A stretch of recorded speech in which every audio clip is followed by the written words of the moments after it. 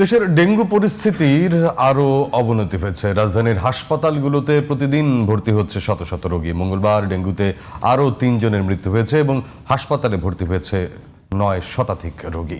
এদিকে হামের উপসর্গ নিয়ে ২৪ ঘন্টায় ৫ শিশু মারা গেছে। নতুন করে রোগী শনাক্ত হয়েছে ১,০০০-এর বেশি। আহমদ অনিকের রিপোর্ট।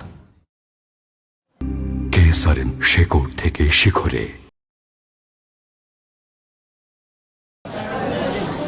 নারায়ণগঞ্জ সিটি কর্পোরেশনের ১ নং ওয়ার্ডের বাসিন্দা মোহাম্মদ শহীদুল্লাহ।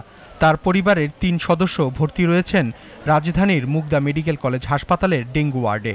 শহীদুল্লাহ জানান, এই হাসপাতালেই ভর্তি আছেন তার প্রতিবেশী একজন। আমার ছেলের ওয়াইফ হয়েছে, আর মেয়ে হইলো হয়েছে ওই সাইডে, আর বাচ্চা নাতি হয়েছে ৮তলা, আরেক নাতি হয়েছে এখানে। সন্তান জন্ম দেওয়ার ৩ দিন পর ডেঙ্গু ধরা পড়ে এই নারীর।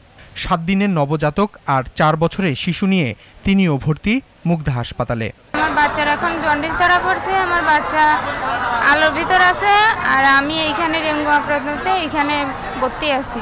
মঙ্গলবার স্বাস্থ্য অধিদপ্তরের ডেঙ্গু বিষয়ক বিজ্ঞপ্তিতে জানানো হয়, ২৪ ঘন্টায় রোগটিতে আরও ৩ জন মারা গেছে আর হাসপাতালে নতুন রোগী ভর্তি হয়েছেন ৯০৭ জন। চলতি বছর এ নিয়ে মারা গেছেন মোট ৮৮ জন। হাসপাতালে ভর্তি মোট রোগীর সংখ্যা দাঁড়িয়েছে প্রায় ৩১,০০০। ডেঙ্গু রোগীর চাপ বাড়ছে রাজধানীর হাসপাতালগুলোতেও। মুগদা হাসপাতালের ৩৮ বেডের ডেঙ্গু ওয়ার্ডে রোগী ভর্তি আছে ১৫০ শতাধিক। রোগীদের বেশিরভাগই রাজধানী এবং ঢাকার আশপাশের বাসিন্দা। ডেঙ্গু পরিস্থিতি খারাপ হলেও মশক নিধনে তেমন কোনো উদ্যোগ নেই বলে অভিযোগ তাদের। ৭ দিন পর আমার ছেলের বাসায় নিয়ে গেছি, এর ২ দিন পরে আমার আবার ডেঙ্গু।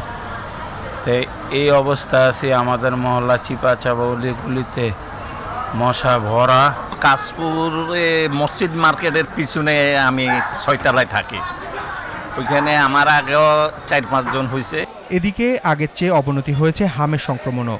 মঙ্গলবার সকাল ৮টা পর্যন্ত আগের ২৪ ঘন্টায় হামের উপসর্গ নিয়ে ৫ জনের মৃত্যু হয়েছে।